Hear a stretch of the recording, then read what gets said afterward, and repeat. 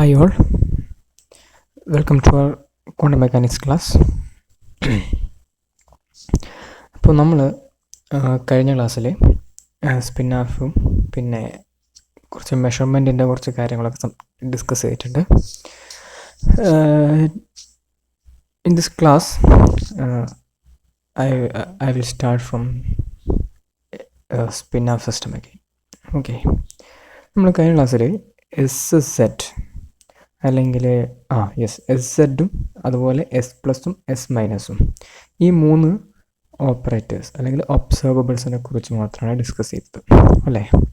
ഇവിടെ ഞാൻ എസ് എക്സും എസ് വൈയും കൂടെ ഇൻട്രൊഡ്യൂസ് ചെയ്യണം. അത് ഉപയോഗിച്ചിട്ടുള്ള ചില റിലേഷൻസ് നിങ്ങൾ ഓർമ്മിച്ച് വെക്കണം. ഇത് ഏറ്റവും കൂടുതൽ ആവശ്യമുള്ളത് കുറച്ച് അങ്ങോട്ട് എത്തുമ്പോഴാണ്. എനിവേ, ഇവിടെ നിങ്ങൾക്ക് കാണാം, ഈ ഇക്വേഷൻ നോക്കുക. നമ്മൾ നേരത്തെ എന്താ പറയുക, എസ് സെഡിനെ ഇങ്ങനെ S Z plus or minus ഇങ്ങനെ എന്ത് ചെയ്തിട്ടുണ്ട്, ഓപ്പറേറ്റ് ചെയ്തിട്ടുണ്ട്. ഇതിനെ സിംപ്ലിഫൈ ചെയ്തിട്ട് ജസ്റ്റ് നമ്മൾ എന്തെങ്ങനെ എഴുതി, പ്ലസ് ഓർ മൈനസ് എന്നുള്ള ബേസ്കെറ്റ് ഓർമ്മ ഉണ്ടാവും വിചാരിക്കുവാണ് അല്ലേ. ഇതാണ് എസ് സെഡ് എന്ന് പറയുന്ന ഒബ്സർവബിളിൻ്റെ ബേസ്കെറ്റ്. ഏത് പ്ലസ് ഓർ മൈനസ് എഴുതി വെച്ചിട്ടുണ്ട്. ശരിക്കും ഇങ്ങനെയായിരുന്നു, അത് നമ്മൾ സിംപ്ലിഫൈ ചെയ്തിട്ട് ഇങ്ങനെ എഴുതിയിട്ടുണ്ട്. ഓർമ്മ ഉണ്ടാവും വിചാരിക്കുവാണ് ലാസ്റ്റ് ക്ലാസ്. ഓക്കെ, നൗ ഇവിടെ നോക്കുക. ഇവിടെ അതുപോലെ തന്നെ എസ് എക്സിൻ്റെ ഐക്കൺ കെറ്റാണ് ഇത്, S X plus or minus. ഇത് ഞാൻ പ്ലസ് മൈനസ് എന്ന് മാത്രമേ ചുരുക്കി എഴുതുന്നില്ല. അപ്പോൾ അത് എസ് സെഡിൻ്റെ ആണെന്ന് കൺഫ്യൂഷൻ ആവും. അതുകൊണ്ട് S X plus or minus എന്ന് അങ്ങനെ എഴുതുവാണ്. ഓക്കെ, അതിൻ്റെ ഫോം തന്നിട്ടുണ്ട്. ഓക്കെ, എസ് സെഡിൻ്റെ ഓർമ്മ വേണം. നമ്മൾ നേരത്തെ പഠിച്ചു വെച്ചിട്ടുണ്ട്, അത് ഓർത്ത് വെച്ചോളണം. എസ് സെഡ് ഓർമ്മ ഉണ്ടോ? എച്ച് കട്ട് ബൈ 2 ഇൻറ്റു ആ ബ്രാക്കറ്റിൽ പ്ലസ് കെറ്റും മൈനസ് കെറ്റും ഉപയോഗിച്ചിട്ടുള്ള ഒരു ഫോം ഓർമ്മയില്ലേ? റൈറ്റ്. അതുപോലെ എസ് എക്സ് പ്ലസ് ഓർ മൈനസിൻ്റെയും S Y plus or minus. Okay, അതായത് എസ് എക്സ് എന്ന് പറയുന്ന ഒബ്സർവബിളിൻ്റെ ഐക്കൺ കെറ്റും എസ് വൈ എന്ന് പറയുന്നതിൻ്റെ ഐക്കൺ കെറ്റും രണ്ടും ഞാൻ തന്നിട്ടുണ്ട്. Okay, where S X is given like this. Okay, S X ഇങ്ങനെയാണ് തന്നിരിക്കുന്നത് and S Y is this. Okay, ഇത് നിങ്ങൾ ജസ്റ്റ് ഇതിൻ്റെ ഫോംസ് എന്തൊക്കെയാണ് ഓർമ്മിച്ച് വെക്കുക. ഇതിൻ്റെ ആപ്ലിക്കേഷൻ കുറച്ചുകൂടെ അങ്ങോട്ട് തെറ്റാണ്. ഓക്കെ, ഇത് നമ്മുടെ ജസ്റ്റ് ഓർമ്മിച്ചു എന്ന് മാത്രം. ഈ ക്ലാസ്സിൽ ഞാനിനി ഏറ്റവും വളരെ ഇമ്പോർട്ടൻ്റ് ആയിട്ട് ഡിസ്കസ് ചെയ്യാൻ പോകുന്ന കാര്യം കോമ്പാറ്റബിൾ ഒബ്സർവബിൾസും ഇൻകോമ്പാറ്റബിൾ ഒബ്സർവബിൾസും എന്താണെന്നുള്ളതാണ്. അതിന് മുന്നോടി ഈ എസിൻ്റെ ഈ ഡിഫറെൻ്റ് ഓപ്പറേറ്റേഴ്സ് ഉണ്ടല്ലോ, ഒബ്സർവബിൾസ്, അത് ഉപയോഗിച്ചിട്ടുള്ള 1-2 റിലേഷൻ കൂടെ നിങ്ങൾ എന്ത് ചെയ്യണം, മനസ്സിൽ ഓർമ്മിച്ച് വെക്കണം. ഓക്കെ, നമുക്ക് നോക്കാം. ഈ അടിയിലത്തെ 2 ഇക്വേഷൻസ് നോക്കുക. Commutation bracket S J equal to I, നമ്മൾ Levi Civita simple I J K H cut S K, right. And second one is S square S I. Commutation ബ്രാക്കറ്റാണ്. ഈ സ്ക്വയർ ബ്രാക്കറ്റ് എന്തിനെ സൂചിപ്പിക്കുന്നു? കമ്മ്യൂട്ടേഷൻ. ഞാൻ മേലെ തന്നിട്ടുണ്ട്. എന്താണ് കമ്മ്യൂട്ടേഷൻ ബ്രാക്കറ്റ് എന്ന് പറഞ്ഞാൽ? കമ്മ്യൂട്ടേഷൻ എ ബി എന്ന് പറഞ്ഞാൽ എ ബി മൈനസ് ബി ആണ്. ആൻറ്റി കമ്മ്യൂട്ടേഷൻ എ ബി എന്ന് പറഞ്ഞാൽ എ ബി പ്ലസ് ബി ആണ്. ഓർമ്മ ഉണ്ടോ? Anyway, commutation S square S I equal to 0 ആണ്. എസ് സ്ക്വയർ എസ് ഐ എന്ന് പറഞ്ഞാൽ അവിടെ നിങ്ങൾക്ക് എക്സ് വൈ സെറ്റ് മൂന്നിനും കൊടുക്കാം. അതായത് commutation bracket S square S set എന്താണ്? 0 ആണ്. അതുപോലെ എസ് സ്ക്വയർ എസ് വൈ 0 ആണ്. അതാണ് ജനറലി ഞാൻ എന്ത് ചെയ്തിരിക്കുന്നത്, commutation bracket S square S I equal to എന്താണ്? 0 ആണ്. ഓക്കെ, വേർ എസ് സ്ക്വയർ എന്ന് പറഞ്ഞാൽ എന്താ? സ്പിന്നാണല്ലേ. സ്പിൻ എന്ന് പറയുന്ന ഒബ്സർവബിൾ, അതിൻ്റെ കറസ്പോണ്ടിങ് ഓപ്പറേറ്ററാണ് എസ്. അതിൻ്റെ സ്ക്വയേർഡ് ഓപ്പറേറ്ററാണ് S square, which is given by S X square plus S Y square plus S Z square. കാര്യങ്ങൾ മനസ്സിൽ ഓർമ്മ വേണം. ഓക്കെ, അപ്പോൾ ഒന്നുകൂടെ കമ്മ്യൂട്ടേഷൻ ബ്രാക്കറ്റ് ഇങ്ങനെയാണ് ഡിഫൈൻ ചെയ്ത് വെച്ചിരിക്കുന്നത്, റൈറ്റ്. അതുപയോഗിച്ചിട്ട് 2 റിലേഷൻസ് നമ്മൾ ഉണ്ടാക്കിയെടുത്തിട്ടുണ്ട്. ഒരു കാര്യം ഞാൻ മുൻകൂട്ടി പറയട്ടെ, ഇത് സ്പിൻ ഉപയോഗിച്ചിട്ടുള്ള കമ്മ്യൂട്ടേഷൻ ബ്രാക്കറ്റാണ്. നിങ്ങൾക്ക് അതുപോലെ ഓർബിറ്റൽ ആംഗുലാർ മൊമെൻറ്റും ഉണ്ട്. ഓക്കെ, ആ ഒബ്സർവബിളിനെ നമ്മൾ എൽ കൊണ്ടാണ് ഡിനോട്ട് ചെയ്യാറ്, ഓർബിറ്റൽ ആംഗുലാർ മൊമെൻറ്റം. അതിൻ്റെ ഓപ്പറേറ്റർ എൽ ആണ്. ഓക്കെ, അപ്പോൾ ഇവിടെ എസ് എന്നതിന് പകരം ഓർബിറ്റൽ ആംഗുലാർ മൊമെൻ്റ് ആണെങ്കിൽ ഞാൻ ഉപയോഗിക്കുക എൽ ആണ്. ഓക്കെ, അതായത് എസ് സ്ക്വയറിന് പകരം എന്താ വരിക, എൽ സ്ക്വയർ ആണ്. അപ്പോൾ നിങ്ങൾക്ക് വേണമെങ്കിൽ ഈ ഇക്വേഷന് പകരമായിട്ട് L square L Z commutation bracket എന്താണ് 0 ആണ്, അങ്ങനെ എഴുതാം, no problem at all. Okay, അപ്പോൾ ഈ സ്പിന്നിൽ ഞാൻ എഴുതിയിരിക്കുന്ന ഈ കമ്മ്യൂട്ടേഷൻ എൻ്റെ ഓർബിറ്റൽ ആംഗുലാർ മൊമെൻറ്റത്തിൻ്റെ കാര്യത്തിൽ എന്താണ് സാറ്റിസ്ഫൈഡ് ആണ്. എൽ സ്ക്വയർ എൽ സെറ്റിൻ്റെ കമ്മ്യൂട്ടേഷൻ ബ്രാക്കറ്റ് എന്താണ് 0 ആണ്. ഓക്കെ, അതുപോലെ എൽ എക്സ് എൽ ജെ ഇതേ റിലേഷനിൽ നമുക്ക് എന്ത് ചെയ്യാം, എഴുതാം. അത് ആംഗുലാർ മൊമെൻറ്റത്തിലാണ് കൂടുതൽ നമുക്ക് പഠിക്കാനുള്ളത്. അപ്പോൾ അതവിടെ ഡീറ്റെയിൽ ഡിസ്കസ് ചെയ്യാം. എനിവേ, ഈ ഇക്വേഷൻസ് എനിക്ക് കോമ്പാറ്റബിളും ഇൻകോമ്പാറ്റബിൾ ഒബ്സർവബിൾസും പറയുമ്പോഴും ആവശ്യമുണ്ട്. അതുകൊണ്ടാണ് ഞാനിവിടെ ഓർമ്മിപ്പിച്ചിരിക്കുന്നത്. Right, now we are going to compatible observables. എന്താ ഒരു കോമ്പാറ്റബിൾ ഒബ്സർവബിൾസ്? വളരെ സിമ്പിളായിട്ട് പറഞ്ഞാൽ കമ്മ്യൂട്ടേഷൻ ബ്രാക്കറ്റ് രണ്ട് observable, suppose A comma B, അപ്പോൾ തമ്മിലുള്ള കമ്മ്യൂട്ടേഷൻ ബ്രാക്കറ്റ് 0 ആണെങ്കിൽ we call it as compatible observables. Okay, so if commutation bracket ab equal to 0 ആണെങ്കിൽ a and b are compatible. If their commutation bracket is not equal to 0 ആണെങ്കിൽ അതെന്താണ്, ഇൻകോമ്പാറ്റബിൾ observable ആണ്. Right, ഈ definition ഏറ്റവും simple ആയിട്ടുള്ളതാണ്, അത് ഓർമ്മിച്ച് വെക്കുക. റൈറ്റ്, നൗ അതിൽ എക്സാമ്പിൾ നേരത്തെ കമ്മ്യൂട്ടേഷൻ ഞാൻ ഇവിടെ മാറ്റി എഴുതിയിട്ടുണ്ട്. എന്താണ്, എസ് സ്ക്വയർ എസ് സെറ്റും കമ്മ്യൂട്ടേഷൻ ബ്രാക്കറ്റ് 0 അല്ലേ, അപ്പോൾ അതെന്തിന് ഉദാഹരണം, നമ്മുടെ കോമ്പാറ്റബിൾ ഒബ്സർവബിൾസ് ആണ്. അപ്പോൾ S square S Z are compatible observables. At the same time S എക്സും എസ് സെറ്റും കമ്മ്യൂട്ടേഷൻ ബ്രാക്കറ്റ് 0 ആണോ, അല്ല. ഒന്ന് ബാക്കോട്ട് പോയി നോക്കുക. എന്താ, എസ് എക്സും എസ് സെറ്റും ഇതാണ് ടേം അല്ലേ. അപ്പോൾ അങ്ങനെയാണെങ്കിൽ തീർച്ചയായിട്ടും ഇവിടെ എസ് എക്സ് എസ് സെഡ് എന്തല്ല, 0 അല്ല. കമ്മ്യൂട്ടേഷൻ ബ്രാക്കറ്റാണ്, വെറും ബ്രാക്കറ്റല്ല, ശ്രദ്ധിക്കണം. എസ് എക്സ് എക്സ് സെഡിൻ്റെ കമ്മ്യൂട്ടേഷൻ ബ്രാക്കറ്റ് 0 അല്ല. That means they are incompatible observables. അപ്പോൾ കമ്മ്യൂട്ടേഷൻ ബ്രാക്കറ്റ് 0 ആണെങ്കിൽ അത് കോമ്പാറ്റബിൾ ആണ്, അല്ലെങ്കിൽ ഇൻകോമ്പാറ്റബിൾ ആണ്. റൈറ്റ്, ഇനി നമുക്ക് കോമ്പാറ്റബിൾ ഒബ്സർവബിൾ മാത്രം എടുത്തിട്ട് ഒന്ന് ഡീപ്പായിട്ട് ഒന്ന് അണ്ടർസ്റ്റാൻഡ് ചെയ്യാം. Okay, so come with me. നോക്കാം my dear students, let us start with. ഞാൻ തുടങ്ങുന്നത് ഡീജനറസി എന്താണെന്ന് ചോദിച്ചുകൊണ്ടാണ് എൻ്റെ ഫസ്റ്റ് സ്റ്റാർട്ടിങ്. നിങ്ങൾക്ക് ഓർമ്മ ഉണ്ടാവും എന്താണ് ഡീജനറസി. ഇപ്പോൾ ഒരേ ഐക്കൺ വാല്യൂ ഉള്ള ഒന്നിലധികം ഐക്കൺ കെറ്റ് ഉണ്ടെങ്കിൽ അങ്ങനെയുള്ള സ്റ്റേറ്റാണ് ഇത് ഡീജനറേറ്റ് സ്റ്റേറ്റ്. ഓക്കെ, എന്താ പറഞ്ഞാൽ, if there are more than one linearly independent eigenkets of A having the same eigenvalue. അപ്പോൾ ഐക്കൺ കെറ്റുകൾ നമ്മൾ ഇങ്ങനെ A dash A double dash ഇങ്ങനെ എഴുതാറുണ്ട് അല്ലേ, അങ്ങനെ എഴുതാറ്. ഈ ഐക്കൺ കെറ്റുകൾക്കൊക്കെ ഇതാ, ഇപ്പോൾ ഉദാഹരണത്തിന് ഇവർക്ക് രണ്ടിനും കൂടെ സെയിം ഐഗൺ വാല്യൂ ആണ് വിചാരിക്കും. അങ്ങനെയാണെങ്കിൽ ഈ രണ്ട് സ്റ്റേറ്റും എന്താണ്, ഡീജനറേറ്റ് ആണ്. ഓക്കെ, അത് എക്സാമ്പിൾ പറഞ്ഞാൽ ഒന്നുകൂടെ എളുപ്പത്തിൽ നിങ്ങൾക്ക് മനസ്സിലാവും. ലിസൺ ചെയ്യാം. നമ്മുടെ ഹൈഡ്രജൻ ആറ്റം, അതിൽ n = 1 അതാണ് first state, ground state. n = 1 ആണെങ്കിൽ ഹൈഡ്രജൻ്റെ ആറ്റത്തിന് തീരുമാനിക്കുന്ന 3 നമ്പേഴ്സ് n, l, m ആണ്. ഓക്കെ, അത് മറന്നു പോരുത്. അതിൻ്റെ വേവ് ഫംഗ്ഷനെ ഡിറ്റർമൈൻ ചെയ്യുന്ന n, l, m quantum numbers, n, l, m quantum numbers ഓർമ്മ ഉണ്ടാവും ഡിഗ്രിയിൽ. എനിവേ, അതിൽ n = 1 ആണ് ഫസ്റ്റ് സ്റ്റേറ്റ്, ഗ്രൗണ്ട് സ്റ്റേറ്റ്. അങ്ങനെയാണെങ്കിൽ L എന്താ വരിക, Lൻ്റെ വാല്യൂ എന്ന് പറയുന്നത് 0 to n-1 വരിക.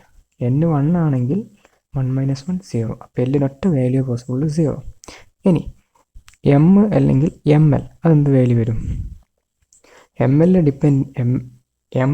ഡിപ്പെൻഡ് ചെയ്യുന്നത് Lനെയാണ്. അതുകൊണ്ടാണ് അടിയിലൊരു L ഇട്ടിരിക്കുന്നത്. റൈറ്റ്, mlൻ്റെ വാല്യൂ -L to +L ആണ്. ഇവിടെ L 0 ആയതുകൊണ്ട് ml എത്ര വരുള്ളൂ, 0 ആയി വരുള്ളൂ.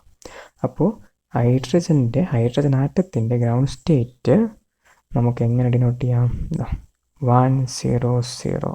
ഇത് n, ഇത് L, ഇത് m. ഓക്കെ, അങ്ങനെ എഴുതുവാണെങ്കിൽ എനിക്ക് 100 ആണ് കെറ്റ്, 100 ആണ് ഹൈഡ്രജൻ ആറ്റത്തിൻ്റെ എന്തെന്ന് ground state.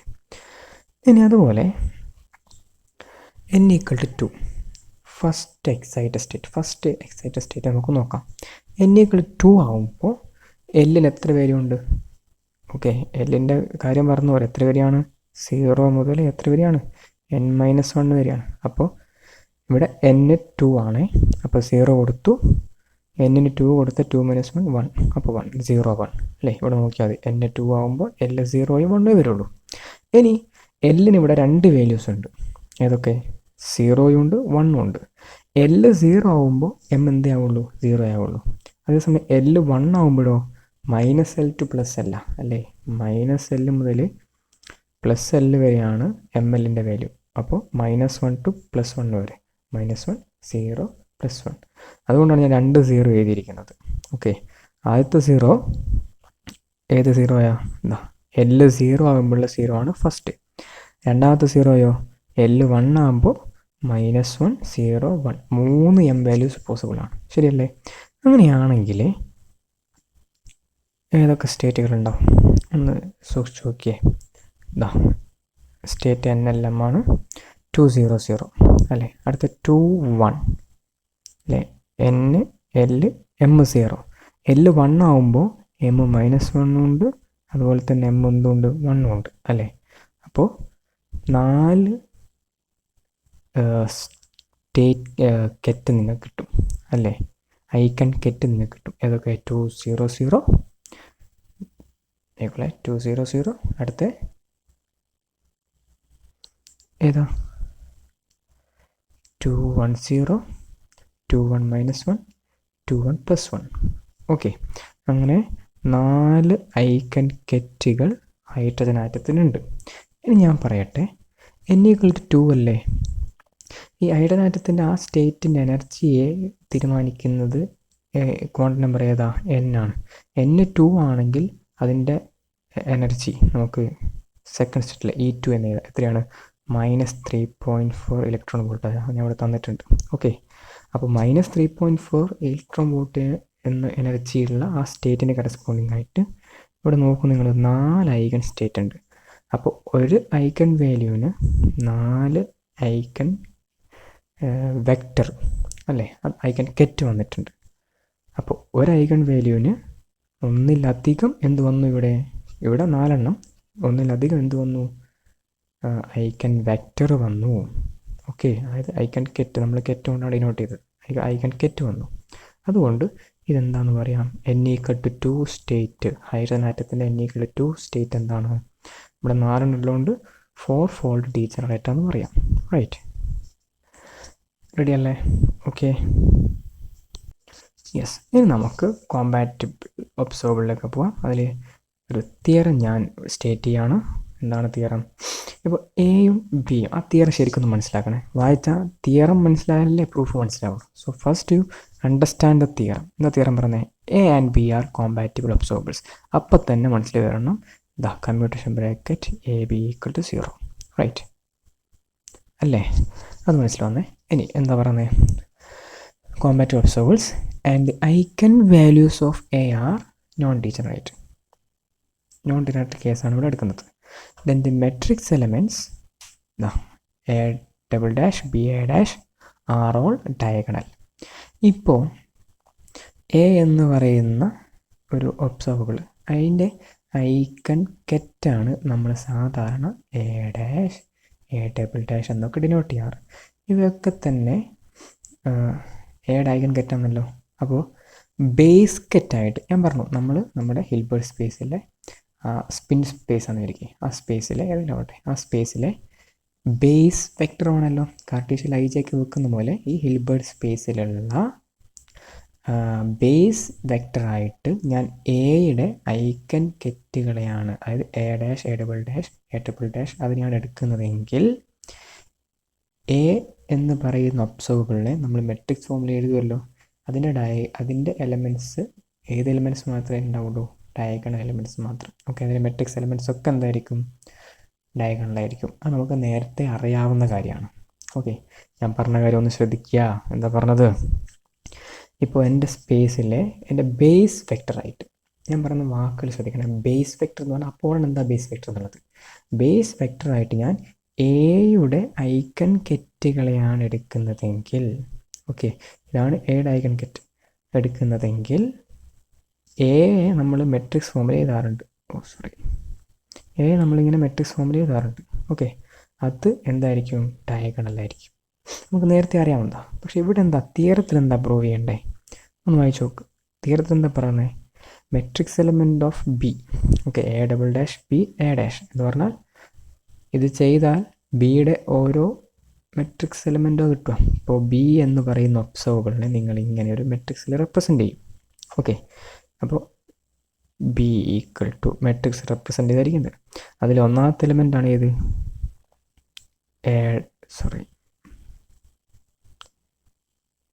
A dash B A dash ഇങ്ങനെ നമ്മൾ റെപ്രസെൻ്റ് ചെയ്യാറില്ല. അങ്ങനെ ഇതിൽ എല്ലാ എലമെൻറ്റും നിങ്ങൾ എടുത്തു കഴിഞ്ഞാൽ അതിലേത് മാത്രമേ എക്സിസ്റ്റ് ചെയ്യുള്ളൂ? ഡയഗണൽ എലമെൻറ്റ്സ് മാത്രമേ എക്സിസ്റ്റ് ചെയ്യുള്ളൂ. അതാണ് തെളിയിക്കേണ്ടത്. ഓക്കെ, അപ്പോൾ സിമ്പിളായിട്ട് പറഞ്ഞാൽ എയും ബിയും കോമ്പാറ്റിബിൾ ഒബ്സർവബിൾ ആണെങ്കിൽ ബിയുടെ മെട്രിക്സ് ഫോമിൽ ഏത് എലമെൻറ്റ് മാത്രമേ എക്സിസ്റ്റ് ചെയ്യുള്ളൂ? ഡയഗണൽ. അല്ലെ these elements all are diagonal. അത് തെളിയിക്കാൻ വേണ്ടിയിട്ട് ഞാൻ താഴെ ബോക്സിലിട്ട് കാണാം. അത് പെട്ടെന്ന് കഴിഞ്ഞിട്ടുണ്ട്. ഇത്രയും ചെയ്യേണ്ടത് നിങ്ങൾ. അതായത് ഇതൊന്ന് കണ്ടുപിടിച്ച് നോക്കാം. A double dash commutation bracket A B A dash. Okay, അത് ചെയ്ത റിസൾട്ട് അവിടെ എഴുതി വെച്ചിട്ടുണ്ട്. ബട്ട് അത് നിങ്ങൾക്ക് നോക്കിയാൽ സംശയമായിരിക്കും, ഇയാളെങ്ങനെ ഇത് കണ്ടുപിടിച്ചത് ഡൗട്ടായിരിക്കും. ഓക്കെ, അപ്പോൾ അതിൻ്റെ സ്റ്റെപ്പ് എന്താണെന്ന് നമുക്ക് നോക്കാം. റൈറ്റ്, അപ്പോൾ ഞാൻ കണ്ടുപിടിക്കാൻ പോകുന്നത് എന്താണ്? ഞാൻ ആ റെഡ് സർക്കിളിൽ ഇതാണ് ഞാൻ കണ്ടുപിടിക്കാൻ പോകുന്നത്. Okay, listen here. ഇങ്ങനെ എഴുതി കമ്മ്യൂട്ടേഷൻ എ ബി എന്താ? A B minus B A. സംശയമൊന്നുമില്ലല്ലോ. ഇത് നമുക്ക് രണ്ടെണ്ണം സ്പ്ലിറ്റ് ചെയ്തൂടെ അല്ലേ? A double dash A B A dash minus A double dash B A A dash അല്ലേ? അങ്ങനെയാണ് സ്പ്ലിറ്റ് ചെയ്തു. റൈറ്റ്, ഇനിയാണ് നമ്മുടെ ഇമ്പോർട്ടൻ്റ് ആയ കാര്യം. ഞാൻ എ എന്ന് പറയുന്ന ഒബ്സർവ് മാത്രമേ ആക്ട് ചെയ്യുന്നുള്ളൂ. അത് ശ്രദ്ധിക്കണേ. A acting on A double dash എന്താ? Okay, A acting on A double dash എന്താ? A double dash get A double dash അല്ലേ? ശരിയല്ലേ? എയുടെ ഐഗൺ വാല്യൂ ഇക്വേഷനിൽ ഇത് റൈറ്റ് അല്ലേ? ഇത് എന്ന് പറയുന്നത് എയുടെ എന്താണ്? ഐഗൺ കെറ്റാണ്. അതിൽ എ ആക്ട് ചെയ്താൽ എന്താ ഐഗൺ വാല്യൂ കിട്ടുക? എ ഡബിൾ ഡാഷ് എന്നുള്ള ഐഗൺ വാല്യൂ കിട്ടും. Okay, into same eigen ket. അതാണല്ലോ ഐഗൺ വാല്യൂ ഇക്വേഷൻ. അപ്പം അങ്ങനെയാണെങ്കിൽ A acting on ket A double bar അതെന്താണ്? A double bar into ket A double bar. Ready അല്ലേ? അപ്പം ഞാൻ മേലേക്ക് ഇവിടത്തേക്ക് വരിക. എ ഇങ്ങോട്ടേക്ക് ആക്ട് ചെയ്തു. അപ്പം എന്ത് വരും? എ ഡബിൾ ബാർ ഇൻറ്റു നമ്മളെ ഏത് eigen vector A double bar. Okay, B അങ്ങനെ തന്നെ വെച്ചു. അതുപോലെ രണ്ടാമത്തെ ടേമിൽ A bar observable capital A എങ്ങോട്ടേക്ക് ആക്ട് ചെയ്തു? എൻ്റെ കെറ്റ് എ ബാറിലേക്ക് ആക്ട് ചെയ്തു. അപ്പോൾ എന്താ വരിക? ഇത് നോക്കൂ, A bar into ket A bar വന്നു. റെഡി അല്ലേ? ഓക്കെ, സംശയമുണ്ടോ? ഇല്ല. അപ്പോൾ ഈ വട്ടത്തിലിട്ടിരുന്ന ഇക്വേഷൻസ് ഞാൻ ഇവിടെ അപ്ലൈ ചെയ്തു. അതേ സംഭവിച്ചിട്ടുള്ളൂ. റൈറ്റ്, ഇനി എന്താ ചെയ്യേണ്ടത്? ഈ A double bar eigen value ആണ്. ഇതിൻ്റെ ഉള്ളിലത്തെ ഈ എ ബാർ ഐഗൺ വാല്യൂ ആണ്. അതിനെ പുറത്തെടുത്താൽ നമുക്ക് എന്ത് എഴുതാൻ പറ്റും? A double bar minus A bar ഈ ടേം ഇൻറ്റു ബാക്കി ആരാ ഉണ്ടാവുക? A double bar B A bar. ഇതല്ലേ കിട്ടുക? ശരി. അപ്പം അങ്ങനെ പുറത്തെടുത്താൽ എനിക്ക് ഈ ടേം കിട്ടും. ഇതാണ് ഞാൻ ഇവിടെ എഴുതി വെച്ചിരിക്കുന്നത്. റൈറ്റ്, ഇനി നമുക്കറിയാം എയും ബിയും കോമ്പാറ്റിബിൾ ഒബ്സർവബിൾ ആണെങ്കിൽ കമ്മ്യൂട്ടേഷൻ എ ബി 0 ആണ്. അപ്പം മൊത്തം എന്തായിരിക്കും? ഈക്വൽ ടു 0 എന്ന് എഴുതാം. ഓക്കെ, അപ്പോൾ ഈ ബോക്സ് ഇട്ടിരിക്കുന്നത് എഴുതിയത് ആർക്കും ഇനി സംശയം ഉണ്ടാകാൻ പാടില്ല. അതിൻ്റെ പ്രൂഫാണ് താഴെയുള്ളത്. റെഡി അല്ലേ? ഇനി നോക്കുക,